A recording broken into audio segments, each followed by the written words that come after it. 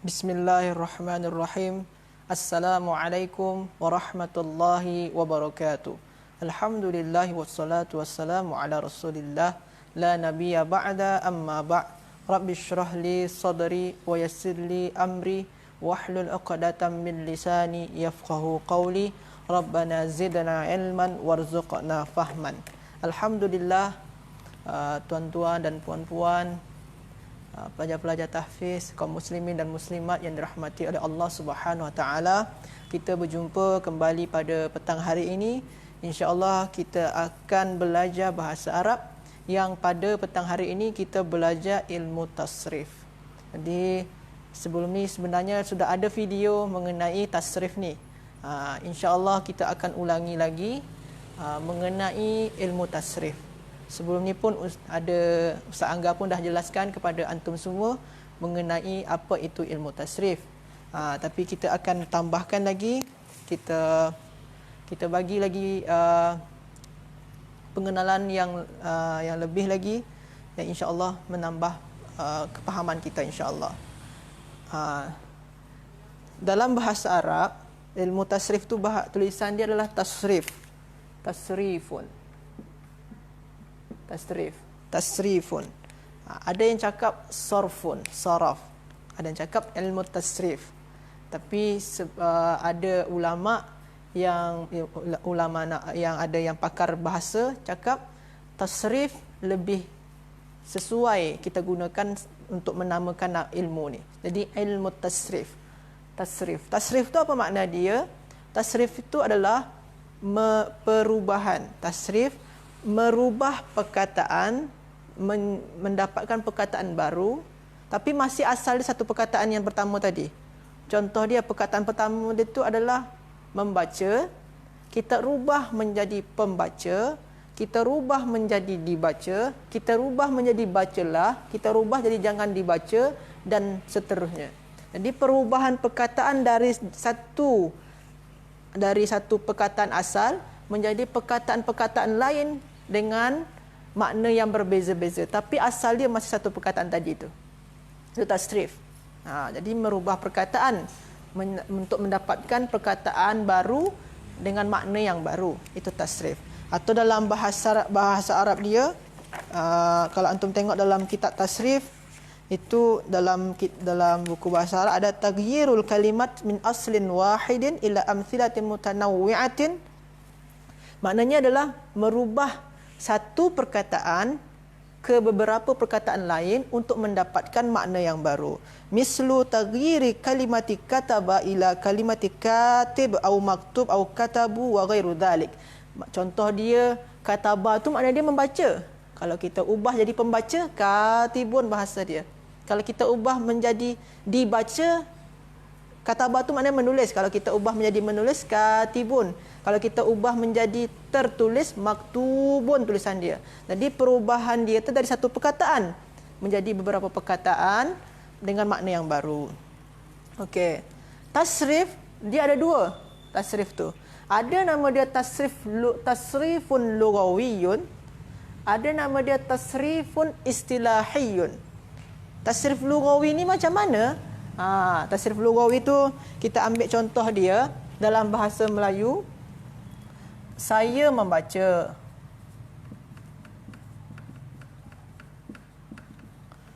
Mereka membaca.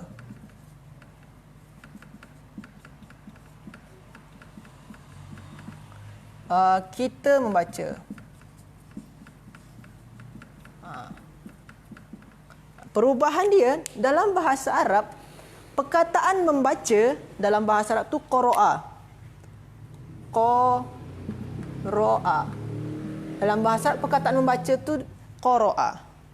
Membaca. Kalau antum ubah menjadi saya membaca, qara'tu jadi dia. Kalau antum ubah menjadi mereka membaca, qara'u, panjang u dia. Kalau antum ubah menjadi kita membaca, qara'na. Jadi dia dah berubah dah kan? Qara'tu, qara'u, qara'na. Berubah dia. Macam kenapa dia boleh berubah? Disebabkan oleh kata ganti nama yang ada. Saya, mereka, kita. Disebabkan oleh kata ganti nama ni dia berubah. Okey, jadi tasrifun lughawiyun adalah perubahan perkataan disesuaikan dengan kata ganti nama dia punya. Atau domir dalam bahasa. Kata ganti nama tu bahasa Arab dia adalah domirun. Okey, itu tasrif lughawi. Okey. Kita padam. Atau tetap saja qira'a tadi contoh dia. Kita ambil saja qira'a. Ni membaca. Lalu tasrifun istilahiyun. Macam mana perubahan tasrif istilahi? Tasrif istilahi ini contoh dia. Ini membaca. Qira'a makna dia membaca. Ni lebih makna dia yang lebih tepatnya adalah telah membaca. Makna lebih tepat dia telah membaca. Kalau kita ubah sedang membaca. Sedang membaca jadi yaqra'u.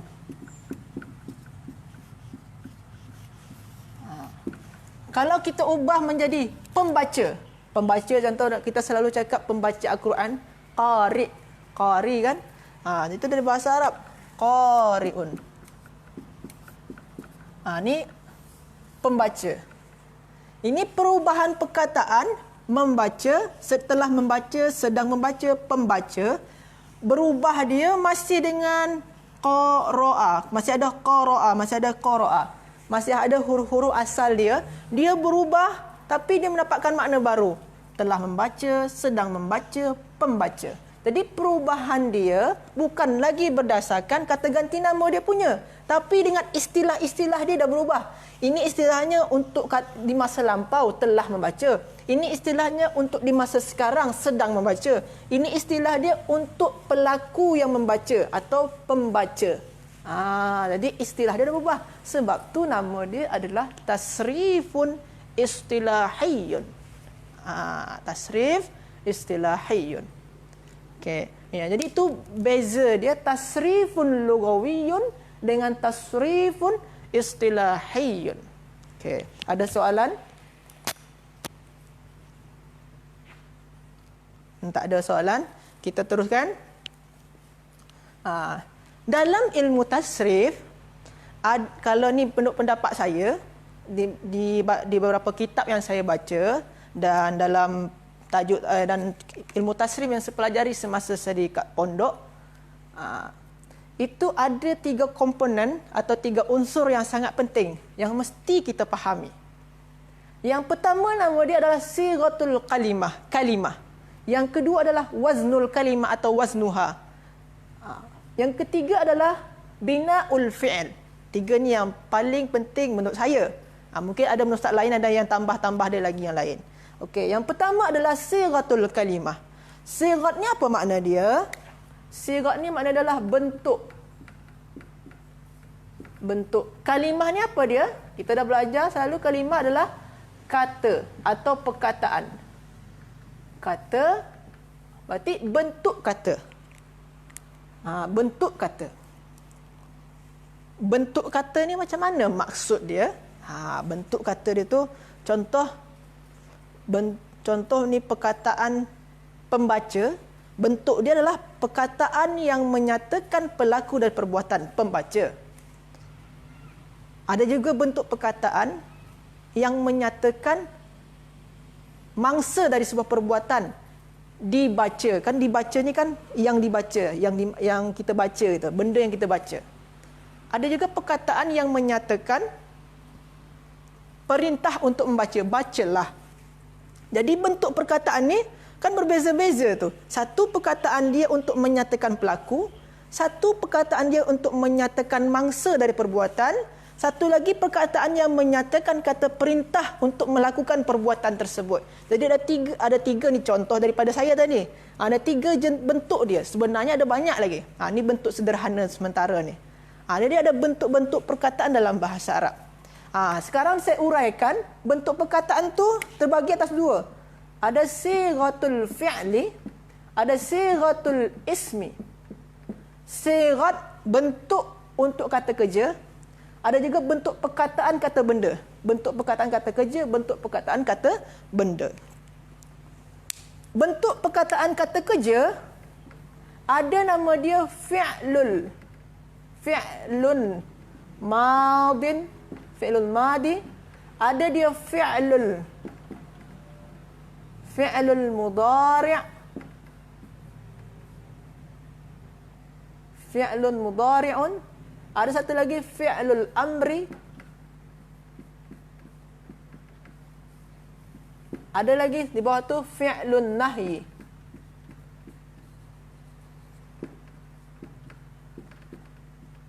Ada satu fi'lun madin, dua fi'l mudari', ketiga fi'lul amri, keempat fi'lun nahyi. Ada 4 jenis atau bentuk dari fi'l atau kata kerja. Kata kerja ada 4 jenis dia. Yang sigot atau jenis dia. Yang pertama adalah fi'lun madi. Fi'lun madi selalu kita cakap al-fi'lu al-madi. Al-fi'lul madi. Al-fi'lul madi.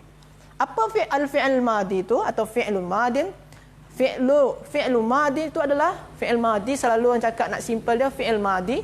Fi'il madi ni adalah kata kerja di masa lampau atau dalam bahasa Inggeris dia past tense. Fi'il madi. Contoh dia lah qara'a atau inna anzalna, kami telah menurunkan. Itu fi'il madi, telah, makna dia telah. Kata kerja yang telah dilakukan di masa lampau. Ada kata kerja tu yang bermaknakan kata kerja yang sedang dilakukan atau present tense, yang sedang dilakukan. Fi'lun mudari'un. Fi'il mudari'. Seluruh orang cakap, ustaz-ustaz, fi'il mudari'. Fi'il mudari' ni contoh dia yu'minuna, ya'maluna. Selalu kita dengar yu'minuna atau yunfiquna. Yunfiquna, mereka berinfak. Itu sedang. Itu sedang makna dia. Sedang dan akan datang. Dan akan yang berlaku sekarang ataupun yang akan datang. Ini fi'il mudhari'. Dalam bahasa Inggerisnya present tense. Saya sedang solat. Bahasa Arab dia adalah usolli. Itu sedang, mana dia? Sedang solat. Saya sedang solat. Jadi itu adalah fi'il mudhari'. Berbeza dengan ketika antum nawaitu sauma ghadin. Nawaitu itu fi'il madi. Maknanya saya telah berniat. Tapi kalau usolli, saya sedang solat. Berbeza sana.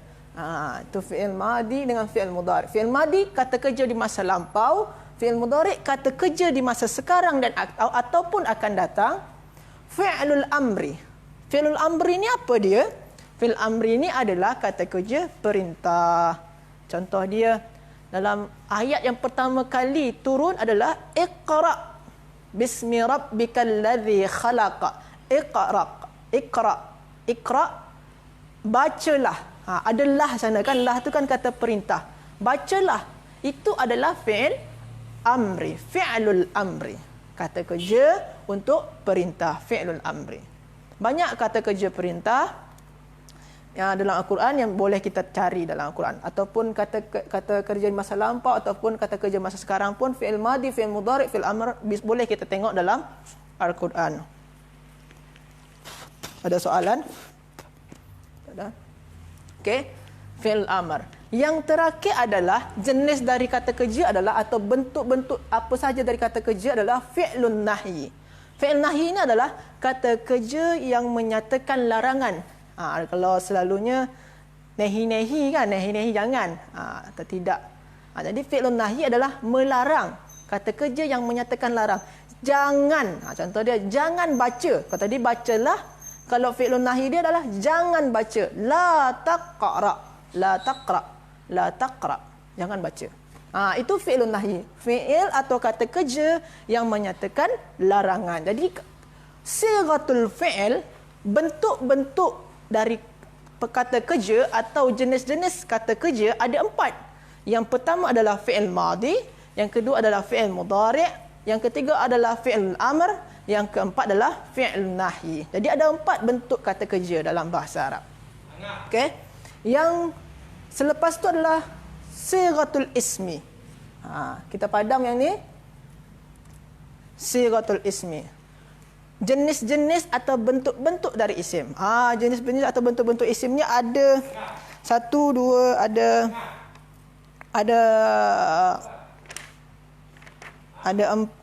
10, ada 10 dalam kitab ni. Ada 10 dia. Ada yang, kalau yang saya yang faham tu, ada isim masdar. Isim masdar ni kata terbitan. Macam kalau antum cakap menulis, kata terbitan adalah tulisan. Isim masdar. Isim masdar. Ada nama dia selepas tu ismul fa'il. Ismul fa'il ni adalah kata benda yang menyatakan pelaku. Lepas tu ada ismul maf'ul, iaitu kata kerja yang menyatakan mangsa dari sebuah perbuatan. Yang keempat adalah ismul zaman, kata benda yang menyatakan masa berlakunya fi'il. Yang kelima adalah ismul makan, kata kerja, kata benda yang menyatakan tempat berlakunya sebuah perbuatan. Yang keenam adalah ismul alah, kata benda yang menyatakan kata kerja yang menyatakan alat untuk melakukan sebuah perbuatan.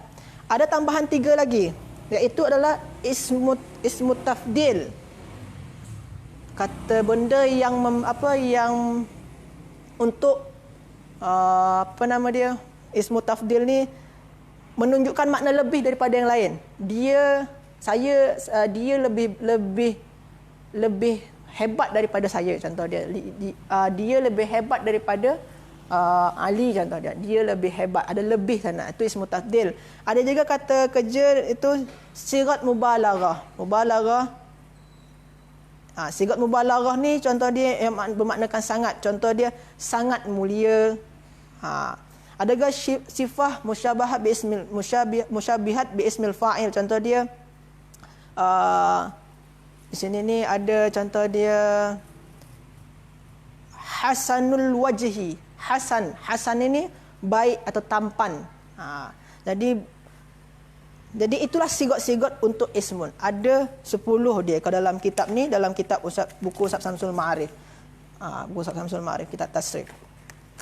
Jadi itu sigot-sigot untuk isim, ada 10. Di antaranya masdar. Masdar itu terbagi 2, ada masdar yang bukan masdar al-masdaru ghairul mimi, al-masdarul mimi, lepas tu ismul fa'il, lepas tu ismul maf'ul, lepas tu sifah musyabihat bi ismil fa'il, lepas tu ismut tafdil, ismul mubalaghah, ismul zaman, ismul makan, ismul alah. 10 semua. Ada 10 jenis-jenis isim atau sighatul isim. Boleh antum tengok dalam kitab. Dan yang semua sigat isim tu ataupun beberapa dari sigat fi'il, beberapa dari sigatul isim ataupun sigatul fi'il itu masuk nanti dalam kita belajar tasrifun istilahiyun. Nanti kita akan belajar lagi lebih jelasnya mengenai yang 2 ni tadi. Dan ini pun sudah pernah dijelaskan oleh Ustaz Farid dalam video-video sebelum ni mengenai sifah musyabihat bi ismil fa'il, lepas tu ismul mubalaghah, ismul tafdil, ini dah jelaskan dengan Ustaz Farid. Saya pun sudah menjelaskannya, dia sesuai dengan ada satu kitab lagi yang lain, nama dia kitab Al-Wafi. Okey. Ini yang kita pelajari dalam tasrif. Kita sekarang pengenalan ilmu tasrif terlebih dahulu. Okey. Dah siap sighatul, lepas tu wazan. Saya padam yang ni.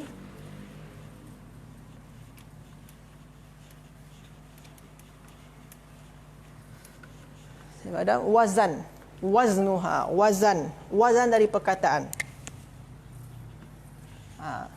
Perkataan wazan dia terbina sebenarnya perkataan dalam kitab ni ada dijelaskan.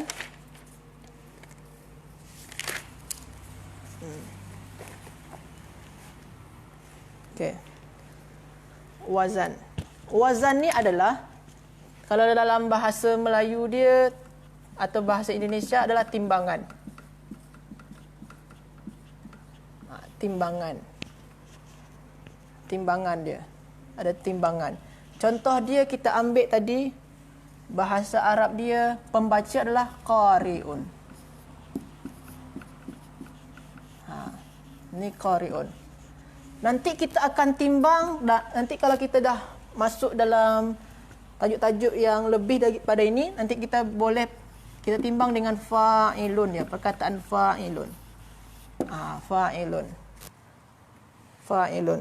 Perkataan fa'ilun ni ini jadi timbangan dia.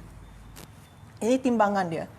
Timbangan itu selalu terdiri daripada fa, ain dan lam. Jadi huruf-huruf yang ada pada timbangan tu selalu fa, ain dan lam.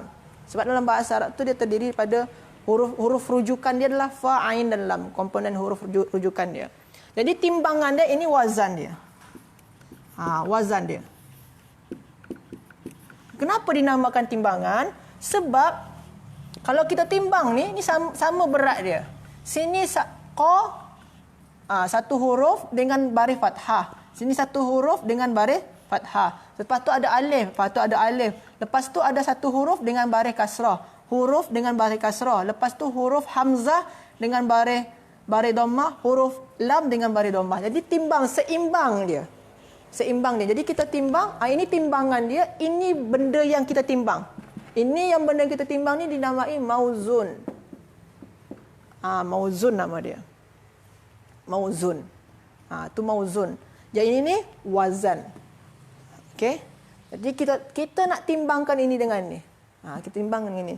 Jadi timbangan ni selalunya terdiri daripada fa, ain dan lam. Jadi dalam bahasa Arab tu perkataan tu dirujukkan kepada fa, ain dan lam. Ini timbang ke sini. Okey, ini wazan nama dia. Timbang menimbang. Okey. Ini masalah wazan. Ada soalan lagi?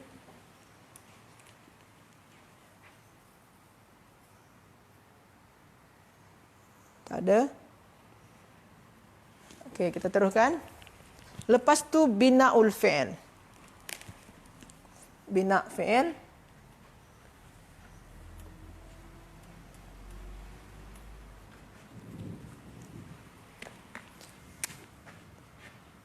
Bina' fi'il, bina'ul fi'il. Bina' tu sama macam bahasa Melayu. Bina' tu membangun. Fi'il, fi'il, bangunan fi'il. Bangunan fi'il. Apa saja huruf-huruf yang membangun fi'il, adakah huruf tu huruf sahih atau huruf ilat? Tu dia. Jadi bina' fi'il ni terbagi atas dua. Ada bina' dia sahih, ada bina' dia mu'tal. Mu'tal. Sahihun atau mu'tallun. Sahih ni apa dia? Sahih adalah apabila kata kerja tu terbina daripada huruf-huruf yang bukan huruf ilat. Contoh dia. Qara'a. Qara'a. Antum tahu kan huruf ilat apa saja huruf ilat? Huruf ilat alif, waw, ya. Huruf ilat alif, waw, ya. Qara'a ada ke tak huruf ilat? Tak ada. Yang hamzah ni, hamzah bukan huruf ilat. Ni hamzah nama dia. Alif dengan hamzah beza. Hamzah bukan huruf ilat. Qara'a. Berarti qa, ra dan hamzah. Tak ada huruf ilat di sini, maka dia sahih nama dia. Ni yang pertama. Kalau mu'tal dia adalah kata kerja atau fi'lun yang di dalam tu ada huruf ilat, alif waw ya. Ini kata kerjanya menyesuaikan daripada fi'il madi dia punya, menengok kepada fi'il madi dia punya. Kita tengok fi'il madi dia. Bukan tengok fi'il mudhari', tengok fi'il madi dia. Kalau mu'tal, apabila kata kerja tu dalam bentuk fi'il madi dia ada huruf ilat, alif waw ya. Contoh dia jaro, berlari. Jim, ra dan ya. Yang ini adalah huruf ilat. Ini huruf ilat. Berarti kata kerja jara atau yang bermaknakan berlari ini termasuk fi'lun mu'tallun. Fi'il mu'tal, fi'il yang ada di dalamnya huruf huruf illat. Kalau kita belajar lebih spesifik lagi, sahih ni pun terbagi lagi. Terbagi lagi sahih ni. Sahih ni pun terbagi lagi. Terbagi atas 3 dia. Nanti kita akan belajar. Atau hari ni pun boleh. Terbagi atas 3 dia. Ada nama dia. Pertama contoh dia adalah kataba. Contoh dia kita ambil tu sekot contoh dia. Yang kedua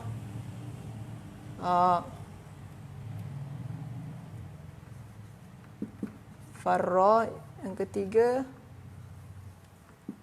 qara'a. Ada 3 contoh.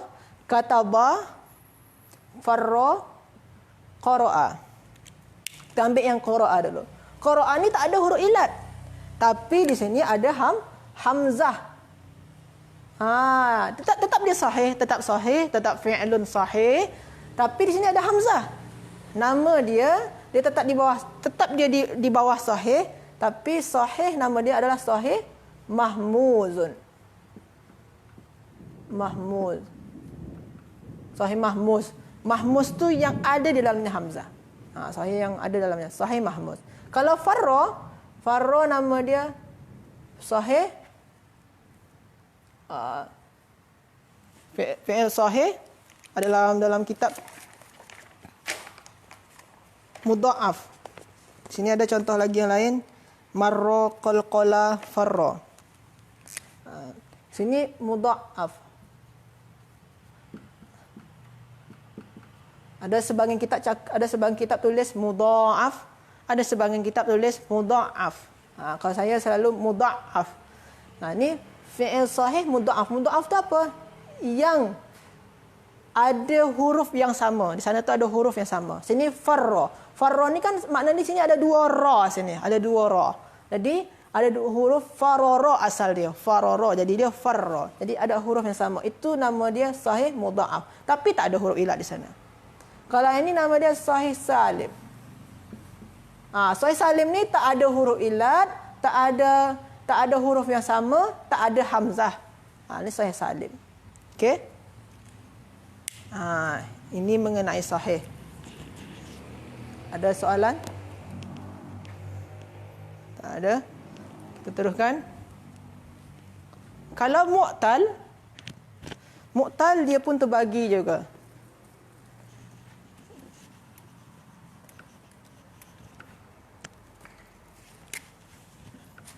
Pertama contoh dia wa'ada. Lepas tu contoh dia qala. Lepas tu ni makna tadi ni menulis, ini melarikan diri, ini membaca makna dia. Ni qala. Lepas contoh lain yang lagi nawa. Contoh lagi bukan, dia adalah jara. Contoh lagi yang lain adalah nawa, lepas tu wa'a, waqa.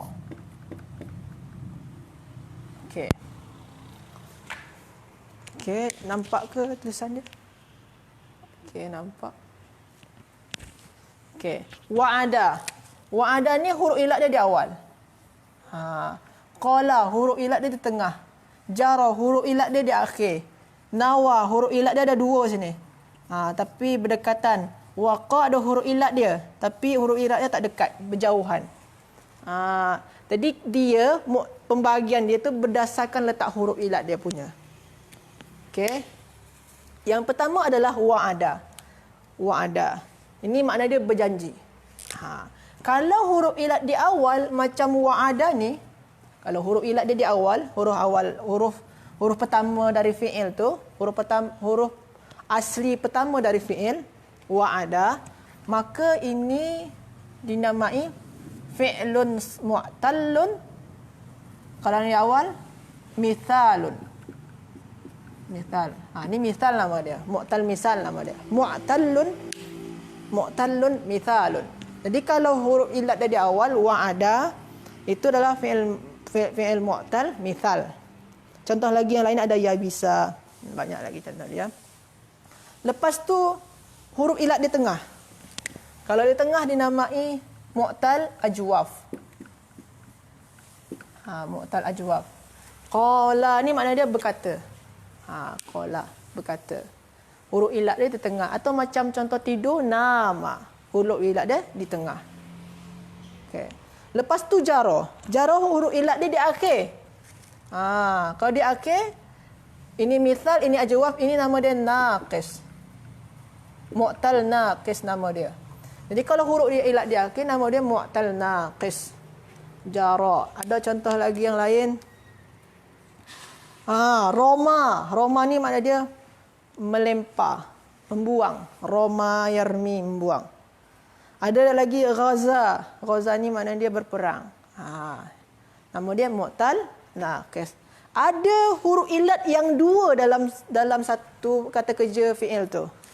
Contoh dia nawa. Nawa ni makna berniat. Ada dua huruf ilat di sini.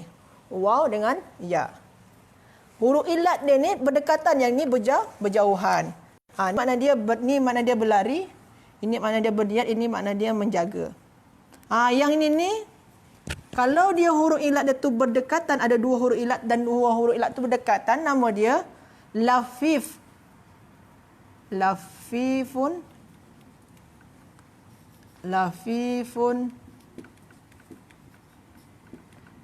makrun.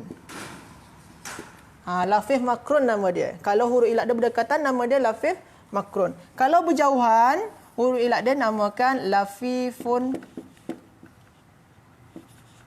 mafruqun. Lafif mafruq dengan lafif makrun. Kalau makrun, huruf ilat dia dekat-dekat. Kalau lafif mafruq, dua huruf ilat tu berjauhan. Jadi itulah sekilas mengenai tajuk dalam ilmu tasrif. Jadi ini yang poin-poin penting dalam ilmu tasrif. Jadi jikalau inilah penjelasan mengenai tajuk-tajuk pada ilmu tasrif. Jadi tasrif tu ada terbagi dua, tasrifun lughawiyun, tasrifun istilahiyun. Dalam poin-poin penting dalam ilmu tasrif ada sighatul kalimah, ada sighatul fi'il, ada sighatul isim. Lepas tu wazan daripada kalimat, wazan daripada perkataan tu. Lepas tu bina al-fi'il. Jadi semoga saja mudah dipahami. Itulah penjelasan mengenai pendahuluan daripada ilmu tasrif. Jikalau ada mana-mana soalan, sila bertanya. Mohon maaf atas segala kekurangan. Kita tutup dengan subhanakallahumma wa bihamdika asyhadu an la ilaha illa anta astaghfiruka wa atubu ilaik. Jikalau ada pertanyaan silakan tanyakan nanti. Wallahu a'lam. Syukran ala husni ihtimamikum. Terima kasih banyak telah menonton. Dan akhirul kalam aqul lakum assalamualaikum warahmatullahi wabarakatuh.